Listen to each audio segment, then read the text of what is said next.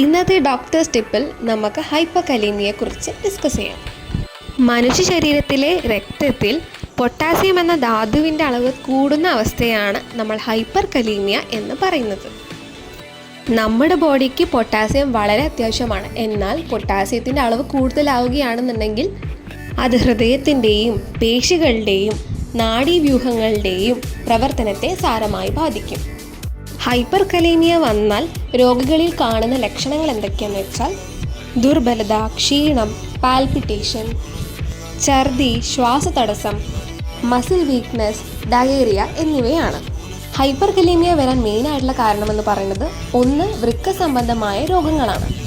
Hyper tension ഉപയോഗിക്കുന്ന മരുന്നുകൾ, pain കില്ലറുകൾ, പൊട്ടാസ്യത്തിൻ്റെ അളവ് കൂടുതലായി വരുന്ന ഭക്ഷണങ്ങൾ കഴിക്കുന്നത് മൂലവും ഹൈപ്പർകലീമിയ വരാം.